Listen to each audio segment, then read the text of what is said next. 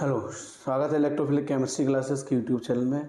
आज हम लोग जो सीबीएसई द्वारा 2025 और 26 के लिए जो केमिस्ट्री का सिलेबस आया है बोर्ड के लिए, आज हम लोग उसके बारे में डिस्कस करेंगे। कौन सा चैप्टर कितने मार्किंग का है, कौन सा चैप्टर कितना ज़्यादा इम्पोर्टेंट है। तो पहला चैप्टर हम लोग स्टार्ट करते हैं। देखो हमें क्वेश्चन में क्या दिया गया है, इसमें सब कुछ दिया गया है, वहाँ पहले वो डिस्कस करते हैं। सबसे पहले हमें दिया गया जो क्लास चैप्टर का थ्योरिटिकल पार्ट है, जो थ्योरी बेस है, ठीक है, उसके अकॉर्डिंग रिएक्शन करते हैं। पहला चैप्टर हमारा सॉल्यूशन है, जो कि हमारा 7 मार्क्स का है। कितने मार्क्स का है? 7 मार्क्स का। सेकेंड चैप्टर हमारा इलेक्ट्रोकेमिस्ट्री है, जो सबसे ज़्यादा हाईएस्ट मार्क्स की है, हमारा 9 मार्क्स का। कितने मार्क्स का है? 9 मार्क्स का। I think highest marks marking है इसमें। थर्ड चैप्टर है हमारा केमिकल काइनेटिक्स। कौन सा है? केमिकल काइनेटिक्स, जो कि हमारा 7 मार्क्स का है। अगर हम बात करें इन तीनों चैप्टर की, ये तीनों चैप्टर हमारे फिजिकल केमिस्ट्री के हैं। किसके हैं हमारे? ये तीनों चैप्टर्स हमारे फिजिकल केमिस्ट्री के हैं। किसके? फिजिकल के। तो जो फिजिकल केमिस्ट्री है वो एग्जाम में कितने मार्क्स की आ रही है? 14 मार्क्स की। कितने? 23 मार्क्स की आएगी। कितने मार्क्स की आ गई? 23 मार्क्स की फिजिकल। कितने मार्क्स की आ रही हमारी? फिजिकल केमिस्ट्री हमारी 23 मार्क्स की आएगी, जो कि हमारे सॉल्यूशन, इलेक्ट्रोकेमिस्ट्री और केमिकल काइनेटिक्स, ये 3 चैप्टर हमको दिए गए हैं। अब हम बात करते हैं चैप्टर की। तो चैप्टर बहुत ज़्यादा अच्छे भी हैं और बहुत ज़्यादा खराब भी हैं। अब खराब उनको इसलिए नहीं बोल सकते क्योंकि आपको पढ़ना पड़ेगा, ठीक है। अच्छे इसलिए बोल सकते हैं क्योंकि बहुत इंटरेस्टिंग है। इमेजिनरी पार्ट सबसे अच्छा होना चाहिए इसके लिए, ठीक है। देखो पहला चैप्टर दिया गया सॉल्यूशन, ठीक। चौथा चैप्टर हमारा क्या है? डी और एफ ब्लॉक एलिमेंट्स है। पांचवा चैप्टर हमारा कोऑर्डिनेशन कंपाउंड है। क्या है? कोऑर्डिनेशन कंपाउंड, जो कि हमारा डी और एफ 7 मार्क्स का है, कोऑर्डिनेशन भी 7 मार्क्स का है। ये दोनों हमारे आते हैं इनऑर्गेनिक केमिस्ट्री के पार्ट। कितने हैं? किसके हैं? इनऑर्गेनिक केमिस्ट्री में। इनऑर्गेनिक के केवल यही 2 हैं जो कि 14 मार्क्स के आएंगे। किसके? कितने मार्क्स के आएंगे? 14 मार्क्स के। अब 6 चैप्टर मेरा halo alkane hello arenes. 7 chapter मेरा एल्कोहल फिनॉल ईथर। 8 चैप्टर है aldehyde ketone carboxylic acid. 9 chapter है अमाइंस और 10 चैप्टर है बायोमोलिक्यूल्स, ठीक है। 6 नंबर का है halo alkane hello arenes. 6 number का है एल्कोहल फिनॉल ईथर। मार्किंग है जो चैप्टर वाइज वो हम आपको बता रहे हैं अभी। एल्डिहाइड है 8 मार्क्स का, aldehyde ketone carboxylic acid. Amines है 6 मार्क्स का, बायोमोलिक्यूल्स है 7 मार्क्स का। ओवरऑल थ्योरी से हमारा यहाँ कितना बनता है? 17 मार्क्स। कितने मार्क्स बनते हैं? 17 मार्क्स। अब लोग इनके टॉपिक को डिस्कस कर लेते हैं, कौन कौन से टॉपिक इसमें हैं। पहला चैप्टर हमारा सॉल्यूशन। कौन सा है? सॉल्यूशन। सॉल्यूशन में types of solution. Types of solution एक टॉपिक है, बहुत ज़्यादा इंपॉर्टेंट है। इससे एक क्वेश्चन एमसीक्यू में पूछा जाता है। Expression of concentration in solution, solid and liquid, solubility of gases in liquid, solid solution, Raoult law. Raoult law important part है इसके लिए, ठीक है। इसी में जाती है हमारी कॉलिगेटिव प्रॉपर्टी। क्या जाती है? Colligative property. कॉलिगेटिव प्रॉपर्टी में सबसे ज़्यादा इंपॉर्टेंट है हमारा कॉलिगेटिव प्रॉपर्टी, ठीक। Relative lowering of vapour pressure, elevation of boiling point, depression of freezing point and osmotic pressure, ठीक। फिर इसका एक टॉपिक है इसमें determination of molecular mass using the colligative property.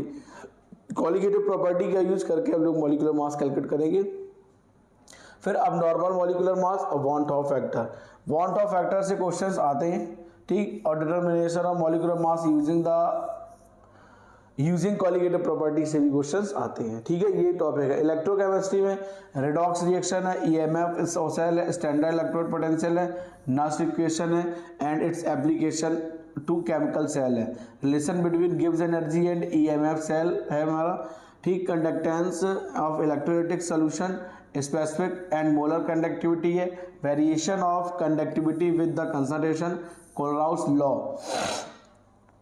सबसे ज़्यादा इंपॉर्टेंट हमारा इसमें कोलराउस लॉ। क्या है? कोलराउस लॉ, ठीक। Electrolysis and law of electrolysis of elementary idea, dry cell electrolytic cell, galvanic cell, lead activated cell, fuel है और corrosion भी है, ठीक है। ये टॉपिक है। अगर हम लोग केमिकल काइनेटिक्स की बात करेंगे, rate of reaction important chapter है, डायरेक्ट क्वेश्चन में आता है, यूनिट भी पूछ देते हैं इसकी, ठीक। Factor affecting of rate of reaction, concentration, temperature, catalytic, order of reaction and molecularity of reaction, rate law and specific rate constant, integrated equation of half life period, zero की है और आपके में फर्स्ट है। कौन कौन सा है? जीरो ऑर्डर है और फर्स्ट ऑर्डर है। Concept of collision theory, elementary idea और नो मैथमेटिकली ट्रीटमेंट एक्टिविटी। ठीक है, ट्रीटमेंट एक्टिवेशन एनर्जी है, आर्हेनियस इक्वेशन भैया, ये तो बहुत ज़्यादा इंपॉर्टेंट है आर्हेनियस इक्वेशन। फिर डी ब्लॉक की बात करते हैं, डी और एफ ब्लॉक एलिमेंट्स की इंट्रोडक्शन है, इलेक्ट्रॉनिक कॉन्फ़िगरेशन है। डी ब्लॉक का इलेक्ट्रॉनिक कॉन्फ़िगरेशन इंपॉर्टेंट है, ध्यान रखना। ठीक, occurrence of the characteristics, occurrence and characteristics of transition metals, general trends, properties, first row of transition metals, metallic characters, ionisation, enthalpy, oxidation state. Ionic oxidation state important है इसमें बहुत ज़्यादा। Ionic radius, colour, catalytic property, metallic properties, interstitial compound, alloy formation, preparation of and properties. D block में दो compound और दिए गए हैं। पहला कंपाउंड हमको दिया गया K2Cr2 7, दूसरा कंपाउंड दिया गया KMnO4, ये दो कंपाउंड दिए गए हैं।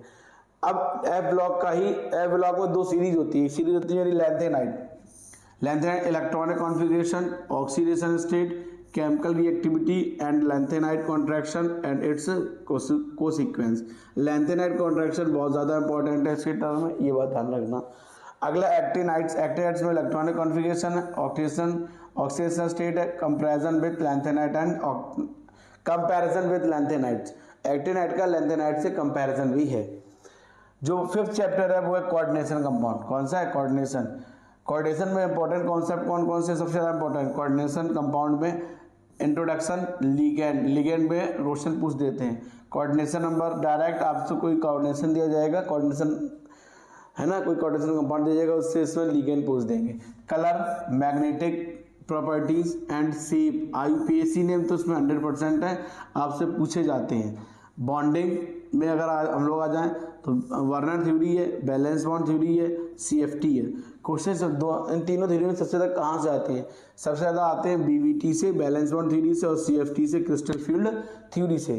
ठीक है, structure and stereoisomers, importance of coordination compound. ठीक, quantitative analysis, extraction of metals and biological system. ठीक, ये इंपॉर्टेंस है स्ट्रक्चर ऑफ मेटल्स और बायोलॉजिकल सिस्टम के अकॉर्डिंग, ये भी है। अब हम लोग बात करते हैं ऑर्गेनिक की। अब यहाँ पे जो हमने एक चीज़ अभी डिस्कस किया था, देखो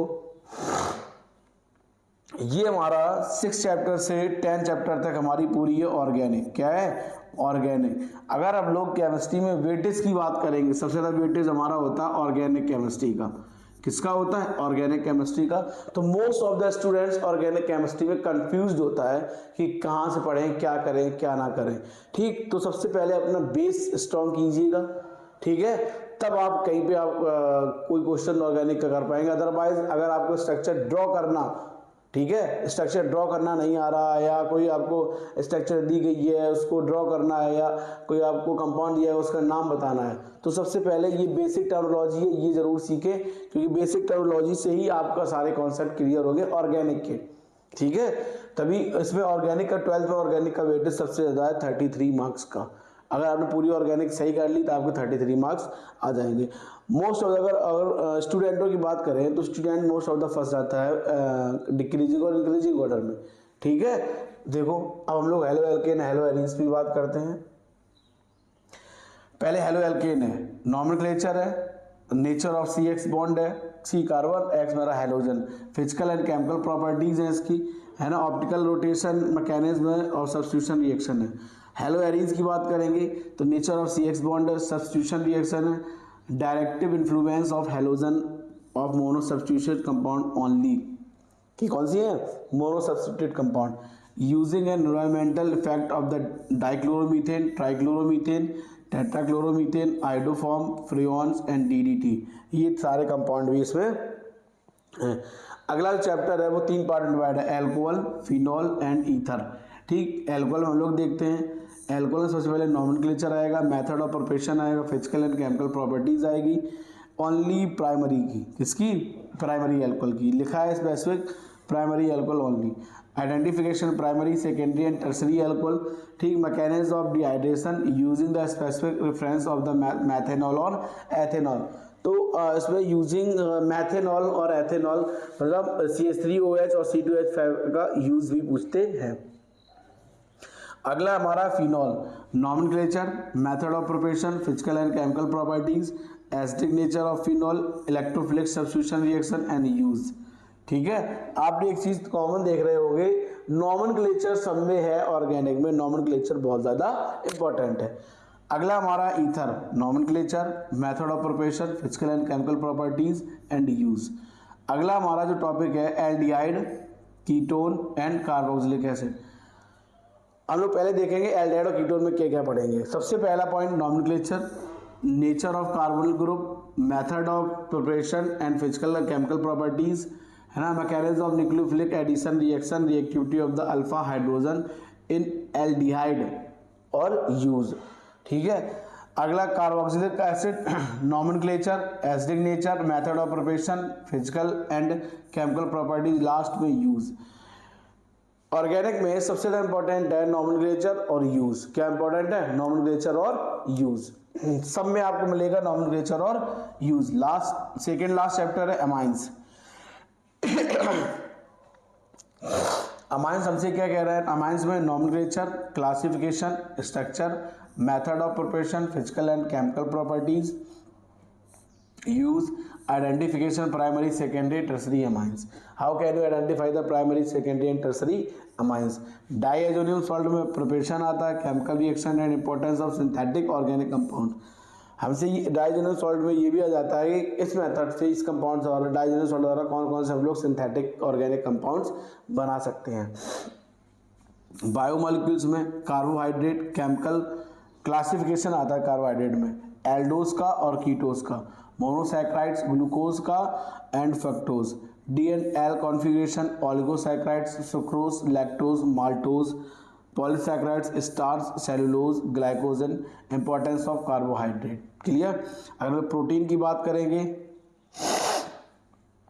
elementary of idea, amino acids, peptide bond और polypeptide bond, proteins, structure of proteins, primary, secondary, tertiary structures and quaternary structures, है ना, quantitative ideas only, denaturation of protein, enzymes, hormones और elementary idea of the excluding structure.